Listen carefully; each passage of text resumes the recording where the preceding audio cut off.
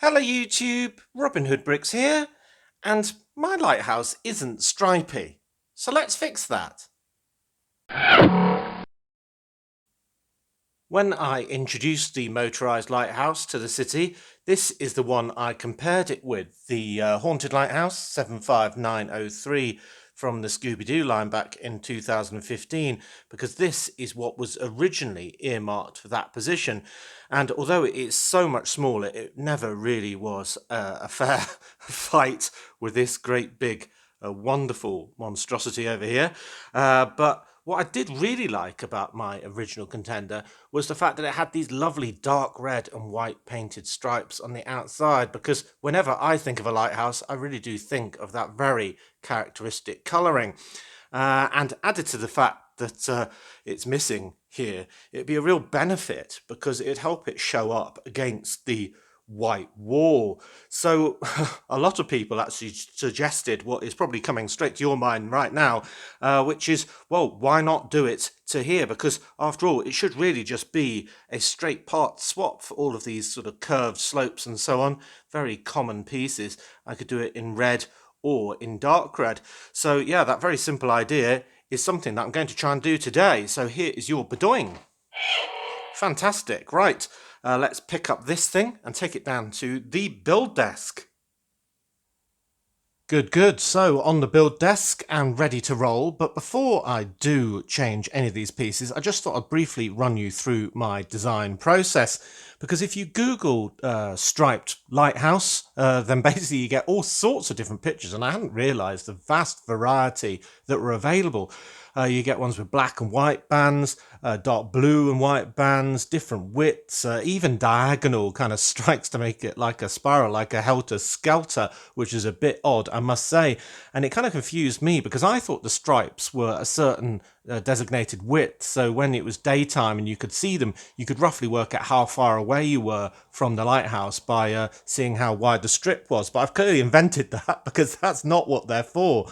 It's actually called a day mark, and it's so you can identify which lighthouse is which. So if you were in a daytime storm, you could see this one had red, white, red or something like that, and you'd know that it was Brick Nottingham's lighthouse and not the neighbouring one on the next headland of Brick Skegness or whatever it might be. So yeah, that's what they're for, and that's why they're all very different, especially from their neighbours either side. So that was really good to know. So before I decided what number of parts to basically change colour, I wanted to try loads of different patterns on, well, this without buying too many and having a load of work ahead of me. So what I did was I went onto the Lego website and just took the normal picture of this set and decided to very crudely draw on some boxes of dark red colour.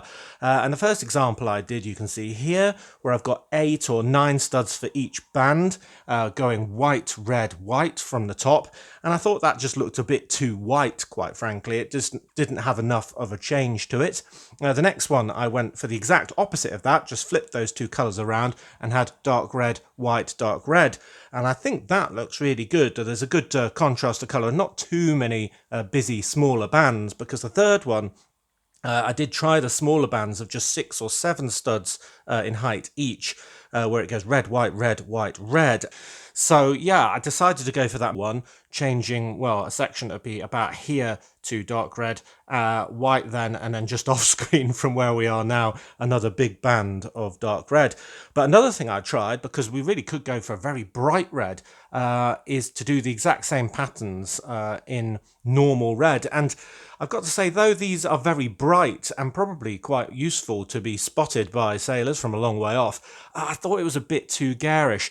And also, I think the normal red might clash with this dark red roof a little bit too much. So I decided to keep it classy with the kind of more subtle and interesting colour of dark red, I think, which does make the part selection a little harder because not all of these parts are available on bricks and pieces.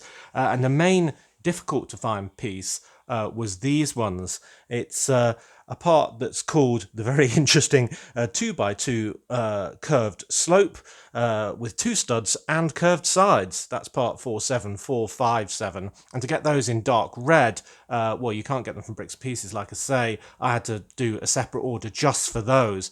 Now, you don't need them strictly speaking, because you could get rid of these sort of bobbly detail bits which represent some age, I think, to the original building, and just go with another one of these 2x3 curved slopes, for example, instead of that piece and that piece. So it isn't essential, but I wanted to do a direct replacement, and you know me, I'm all about the detail, so that's what I did. So if we look at the bags of pieces that I've got this bag here, which is mainly pieces that I just had in my collection, so I didn't need to buy them, but you will see that there are 5 of these, and I will be putting a full parts list for everything I did in the description of this in case you want to do the same. But yeah, these 5 and 5 cheese wedge pieces will be optional if you want to just get the curved slopes instead. And then I did a big Lego bricks and pieces order, which has got all these lovely big curved slopes on, the 2x3 ones, the 2x2 ones, and a few other bits and bobs. So yeah, absolutely loads of pieces, but not too expensive, given that the price of this thing's pretty high already. But it does make it even more expensive as a total mass. Anyway, right, so this is going to be a direct replacement, like I say. I just got to be very structured and do it sort of step by step, and I'll show you how it goes along the way. Well, I think our lighthouse keeper will be very happy with this when it's finished, because there is our first band in that dark red, a direct swap, and I think it's looking really good. Obviously we need to do the rest, but I think it's a decent width of band, and you can see it already matching the roof underneath. So yeah, that's really good. And now I've started a white curved slope collection of all the ones I've taken off. So yeah, let's keep going. Now the white stripe is 6 studs in width, 2 on the last section that we did, and 4 on this section. And then the next 6 studs being the second dark red stripe, of course. And it does mean that when we've removed pieces like this 1x8 modified plate with slide, I've had to replace it with 4 of the 1x2 version, 1 in white and then 3 in dark red. And that limited to a degree exactly where I could do the transition lightens here, because obviously there isn't a 1x3 or a 1x1 version of that piece.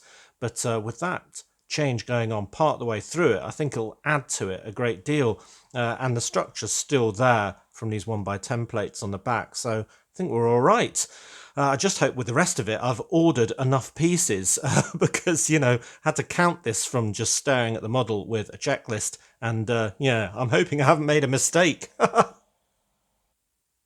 Of course, the further down we go on this model, the more complicated it gets, both with different pieces, but also this cutaway into the building, where we actually need some bricks in here, 5 plates high being equivalent to 2 studs on the side, so that's the exact same 6 stud vertical width.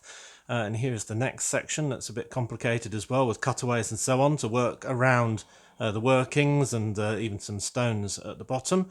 So yeah, that should fit in. Ooh, very complicated around there. And that is starting to look pretty good. Yes. Ooh, very stripy. Clearly need to do a bit more around here and the other sides, but yeah, you can start to get an idea of how it's going to look. And I've even now got 2 of those wonderfully titled 2x2 modified curved slope with 2 studs and curved sides on. So yeah, they're looking good. I'm glad I made the extra effort to get those, so it really ties it in with the white sections. Cool.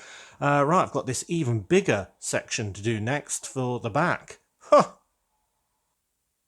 Well, as ever with this build, it's impossible to get in one shot on the Lego desk, but we can see the most important section being the stripy area, and I think it looks really good. It's been quite difficult getting all of the tiny little flashes of white from the bricks underneath all hidden. I didn't order quite enough bricks, so I've managed to get a few more from my collection to cover up some white gaps that would have been showing kind of on these corners. There's the tiniest sliver of white in there, if that bugs you. I don't know if you can even see that, but you could slightly improve it there. But otherwise, it's looking really good with these blocks of colour, and the bottom one indeed blends very well with the dark red of this roof, so I think dark red was better than bright red in the end.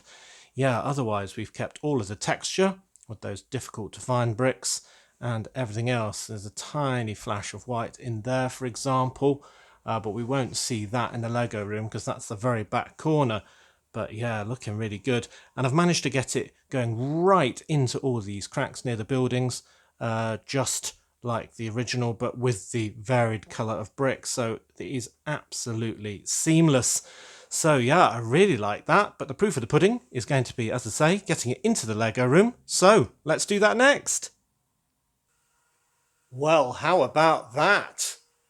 Looking good. I mean, it certainly stands out a lot more, doesn't it? I'm just wondering if that very top band of dark red is a little too large and would benefit from the slimmest sort of section of white at the very top just to make it pop even more. But yeah, I think I'm happy with that. Looks very lighthousey, if you ask me, and a really good sort of bookend to my harbour section. So yeah, if you want to do this, you'll need the very expensive but very fun set, and you'll need the pieces in the parts list as part of the description of this video. But I think it's a really good conversion. It begs the question why they didn't actually do this for the original set, I must say. But yeah, maybe not everyone will like a stripy lighthouse as much as I do. But let me know what you think, as always, in the comments section.